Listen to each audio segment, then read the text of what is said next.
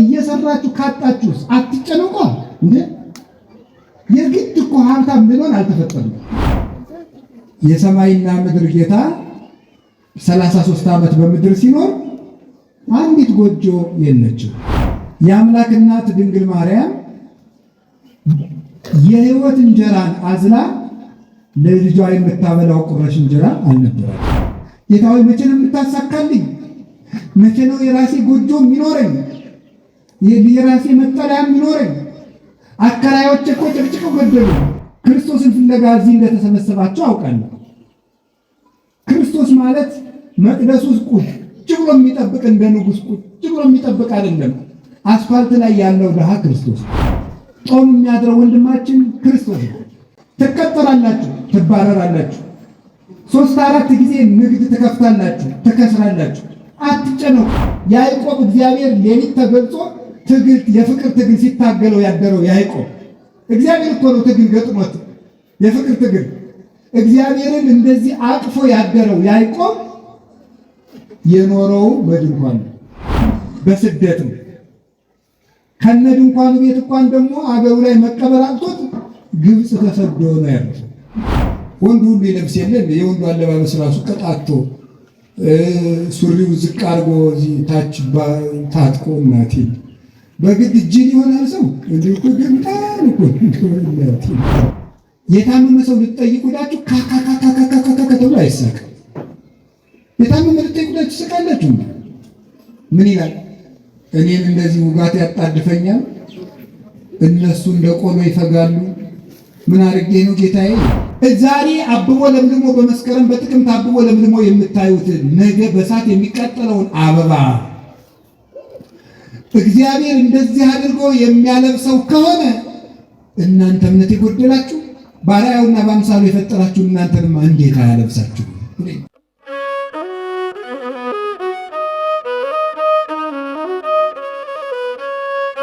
እየሰራችሁ ካጣችሁስ አትጨነቁ እንዴ? የግድ እኮ ሀብታም ልንሆን አልተፈጠርንም። ልናጣም ጭምር እኮ ተፈጥረናል እንዴ?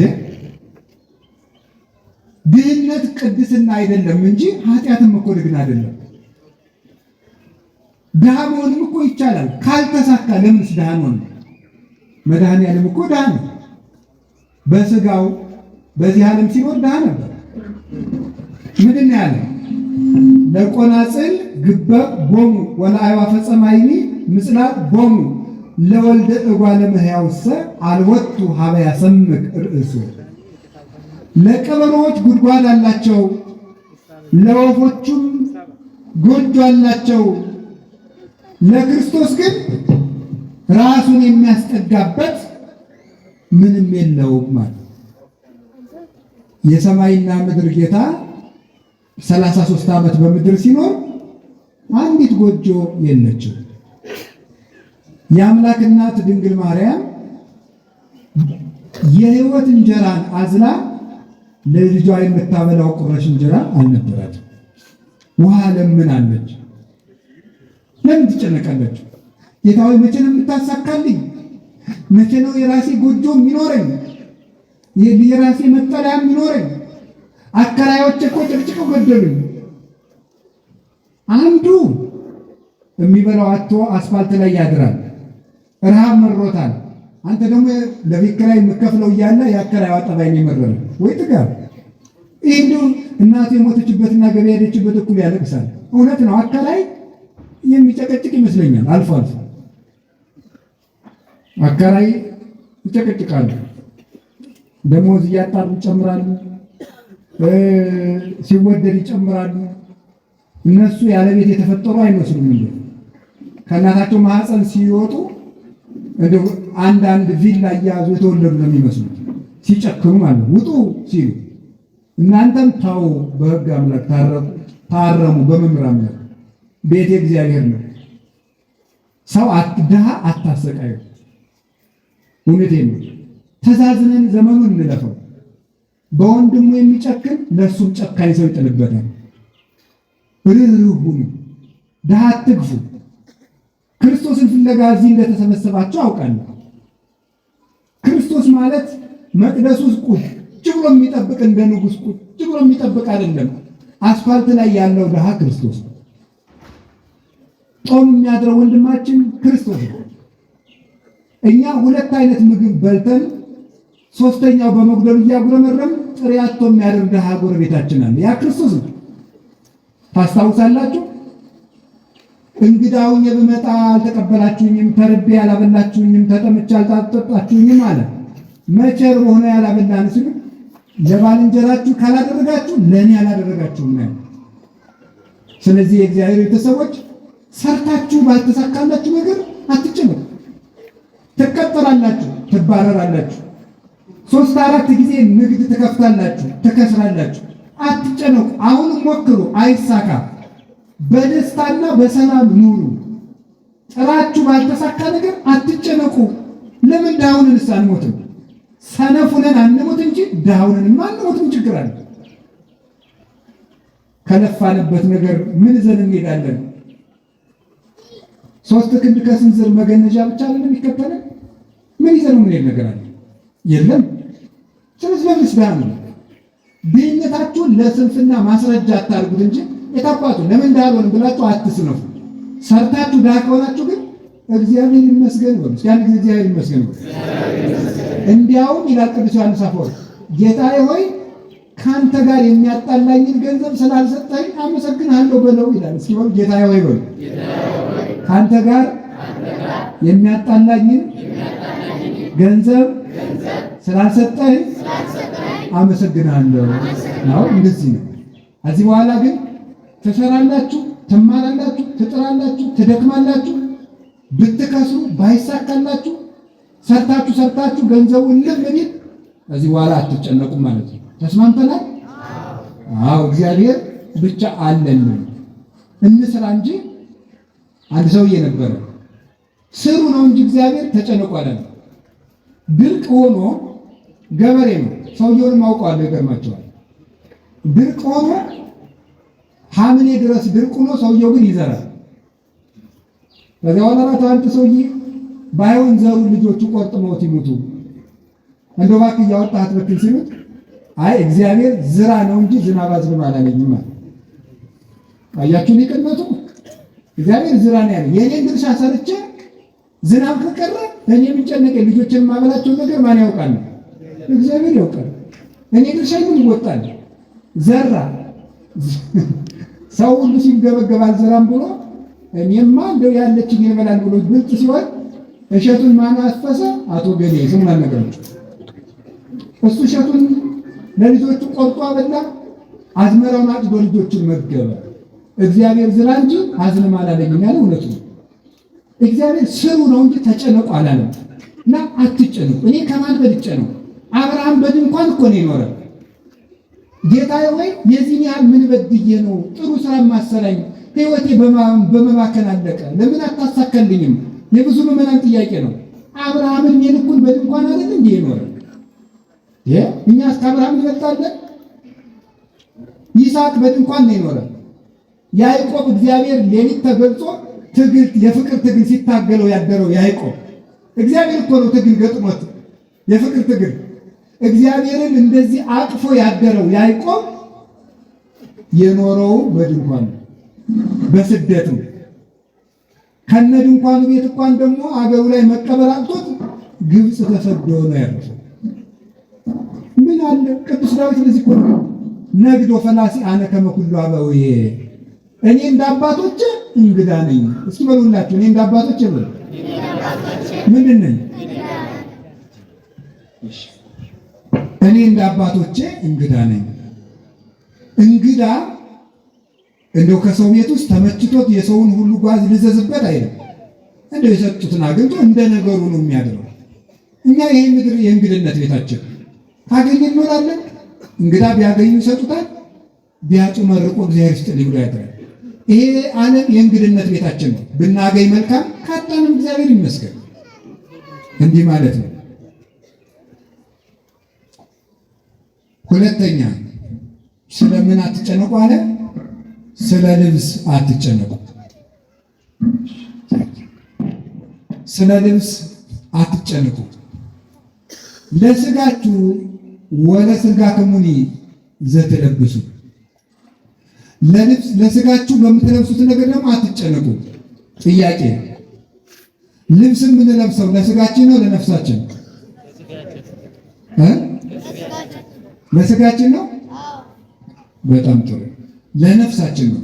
ይቅርታ አድርጉልኝ። እንዴት ነው ለነፍሳችን የሚሆነው የሚባል ሰው ልብስ ባለመልበሱ የምታፍር ነፍሱ ነው ሥጋው ነው? ለምሳሌ የሞተ ሰው ቢገለጥ ያፍራል? አያፍርም። ስለዚህ የምንለብሰው ማን እንዳታፍር ነው? ነፍሳችን እንዳታፍር ነው ማለት። ሥጋ ልብስ ግን የሥጋ የተባለበት ምክንያት ለብሶት የሚታይ ማን ስለሆነ ነው? ሥጋ ስለሆነ ማለት ነው። ለብሶት የሚታይ ሥጋ ስለሆነ የሥጋ ልብስ ተባለ እንጂ የምንለብሰው ለነፍሳችን ነው። አንዳንድ ሰዎች አሁን አጫጭር ልብስ የለበሱ ሰዎች በተለይ እህቶቻችን አጫጭር ልብስ ለብሰው ሳይሏቸው እናቶች ሳይሏቸው አጭር ለብሰው ከዛ በግድ እንትኑን ወደ ታች እንደዚህ ሲያደርጉ አይታችሁ ታውቃላችሁ። ቢሮ ሲመጡ እንደዚህ አድርገው በቃ ወደ ታች በደንብ ሊያስረዝሙ ነፍሳቸው ስለምታፈር ነው እንደዛ የሚያደርጉት። መጀመሪያ ለምን አጭር ገዛችሁ? እንደዚህ ከምትሉት ረጅም አትገዙ ነው ይቀንሳላቸው። እንደውም ስሰማቸው ነው አሉ ውድ ረጅሙ ተርካሽ በቀላል ብር ነው የሚገኘው። ነፍስ ስለሚያጠር ነፍስ ስለምታፍር ነው። ስለዚህ ለሥጋችሁ የምትለብሱት ነገር ደግሞ አትጨነቁ። ለምን ምን እንለብሳለን? አኮኑ ሥጋ የአጽብ እምልብስ እማራዝም ይላል።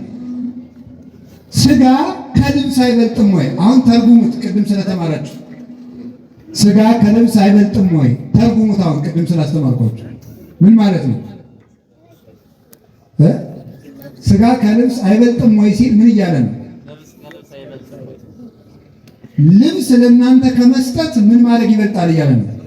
ሥጋችሁን መፍጠር ይበልጣል ነው። ቅድም እንዳልኳችሁ ለነፍሳችሁ ምግብ የሚሆን ነገር ከመስጠት ነፍሳችሁን መፍጠር ይበልጣል። ለሥጋችሁ የሚሆናችሁን ልብስ ከመፍጠር ሥጋችሁን መፍጠር ይበልጣል። ሰው ሊያደርግላችሁ የማይችለውን ሥጋ መፍጠር ፈጥሬ ከሰጠኋችሁ ዓይን፣ እጅ፣ ጆሮ፣ አፍንጫ፣ እግር ፈጥሬ ከሰጠኋችሁ ሰው ገዝቶ ሊሰጠው የሚችለውን ልብስ አይሰጠንም ብላችሁ ታስባላችሁ ማለት ነው። በዚያውም ላይ ለልብስ አትጨነቁ፣ ለሥጋችሁ ለልብስ አትጨነቁ ማለት ምን ማለት ነው? ይሄን ለብሼው ይሄን እንትንስ ብዬው ይሄኛው የለኝም ያኛው የለኝም ብላችሁ አትጨነቁ ነው። አንዳንዱን ልብስ እኮ የምንለብሰው ለውድድር ነው። ቅዱስ ዮሐንስ አፈወርቅ ይቅርታ፣ ወንዶችም አጓጉል ልብስ ይለብሳሉ። ሴቶች ላይ ጨፈጨፍኩ ይመስል ወንዱ ሁሉ ይለብስ የለ። የወንዱ አለባበስ ራሱ ቀጣቶ ሱሪው ዝቅ አድርጎ እዚህ ታች ታጥቆ እናቴ በግድ እጅን ይሆናል ሰው እንዲሁ እኮ ገምታል እኮ እናቴ ረበስባ ነውር ነው በእውነት ማለት ነው። ነውር እኮ ነውር ነው። እንደ ሱሪያችሁን ዝቅ አድርጋችሁ ይህ እኮ ጅልነት ነው። እንደዚያ ሱሪ የለሽ ተብሎ ነው የሚሰግደው። በገጠር ራሱ ሱሪ የለሽ ከተባለ ስድብ ነው። እና አሁን ምንድላችሁ ፈልጌ ነው ቅዱስ ዮሐንስ አፈወርቅ ምን ይላል? አይ አንቺ ሴት ለምንድን ነው ውድ ልብስ እየለበሽ በከተማው መሃል ወይ በመንደር መሃል የምትሄጂው ብሎ ይጠይቃል። ባሌን ደስ እንዲለው ብዬ ብለሽ ትመልሽልኝ ይሆናል ይልና አይደለም ይላል። እንደዚያ ሳይሆን አንቺ የለበስሽው ልብስ በሌላቸው ድሃ ሴቶች ላይ መመካት ፈልገሽ ነው ይላል።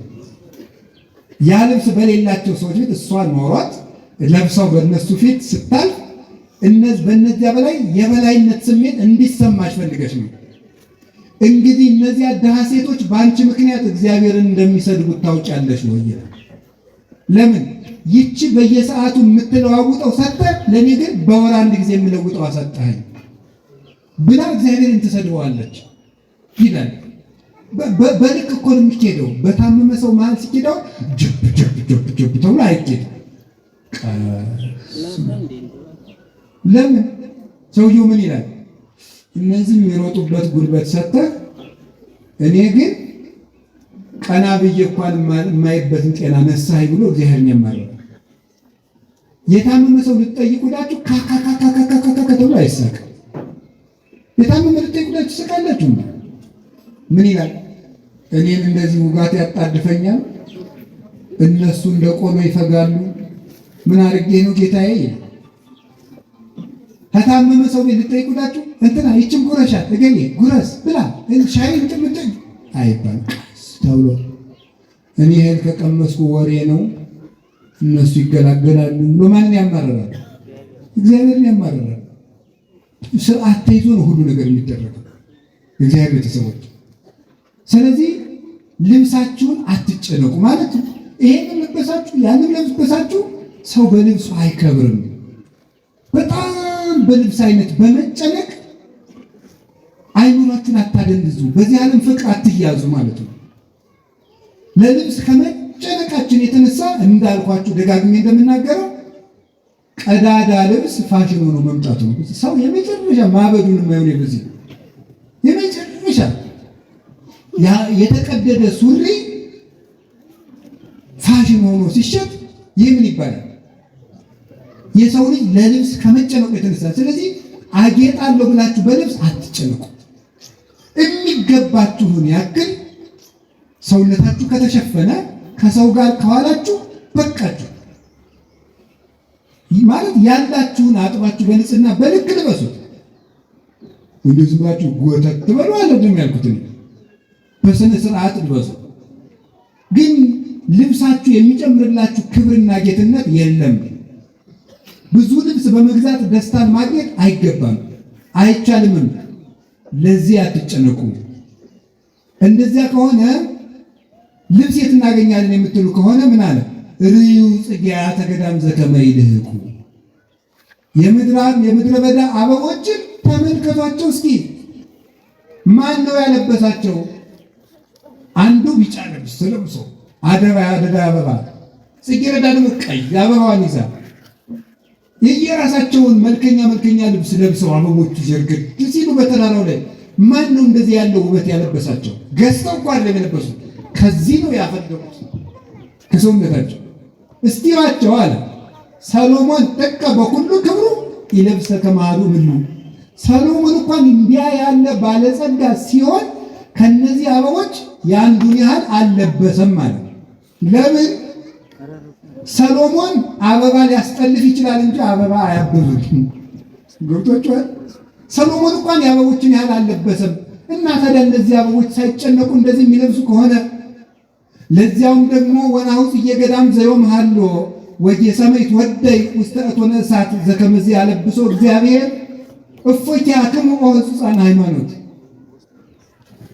ዛሬ አብቦ ለምልሞ በመስከረም በጥቅምት አብቦ ለምልሞ የምታዩት ነገ በእሳት የሚቃጠለውን አበባ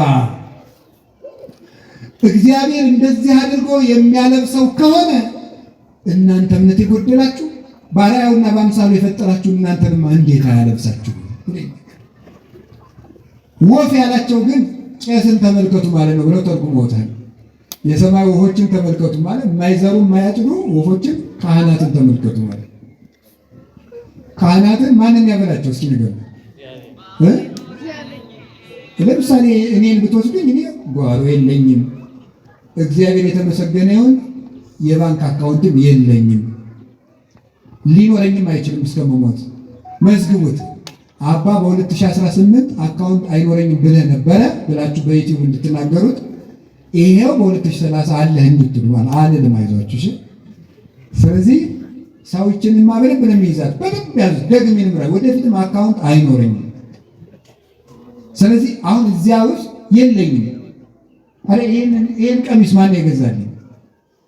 ገብረ ማርያምና ወለተ ማርያም አይደሉም? እግዚአብሔር ነው። ምክንያቱም ወለተ ማርያምና ገብረ ማርያም የማን ናቸው?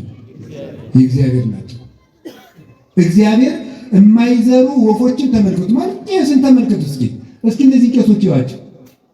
ይሄ ጠምጥሞ ያለው ቄስና መነኩሴ በሙሉ ያጎቱን ድንች መሰላችሁ የሚቆፈር ነው። ያክስቱን ባቄላ ይወቃል። ማንም ይመግበው እንዲህ አድርጎ እግዚአብሔር ነው። እንዴት አይገርማችሁም? ቄስን አሁን እናንተ ስታከብሩ ፖሊስ አላስገደዳችሁ። አዋጅ አልተነገራችሁ። ልባችሁ በቄስ ላይ እምነት እንዲኖረው አድርጎ ብር አዋጣችሁ ቄስ ካባ እንዲደርብ ማድረግ ይሄ የማን ስራ ነው? ሰውን ያህል ክፉ ጭንቅላት ያለው ፍጡር አምኖ ብር እንዲሰጥ ማድረግ እኮ መስቀል መስሏችኋል። ሰው እኮ ቀላል ፍጡር መስሏችኋል። የመጨረሻ የተራቀቀ ፍጡር ነው በጣም። እኔ እንደው በምድር ላይ በጣም የሚከብድ እውቀት ምንድን ነው ብትሉኝ ሰው ይባላል። ሰው መቼም ቢሆን ሊገባኝ አይችልም። በፊት የገባ ይመስለኝ ነበር። ሳየው የከበደኝ እየረቀቀብኝ ይመጣል። የመጨረሻ ተገልጦ የማያልቅ መጽሐፍ ሰው ነው። እየሳቀ ነዶት ሊሆን ይችላል።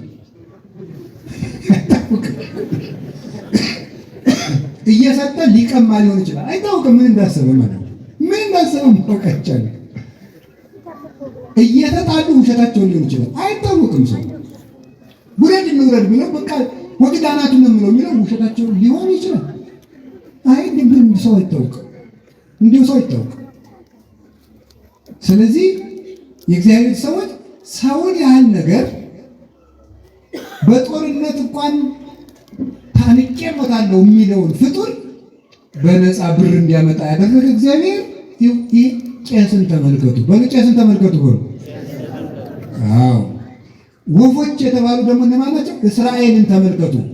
አልዘሩም፣ አላጨዱም። ስንት ዘመን መገባቸው እግዚአብሔር? 40 ዓመት።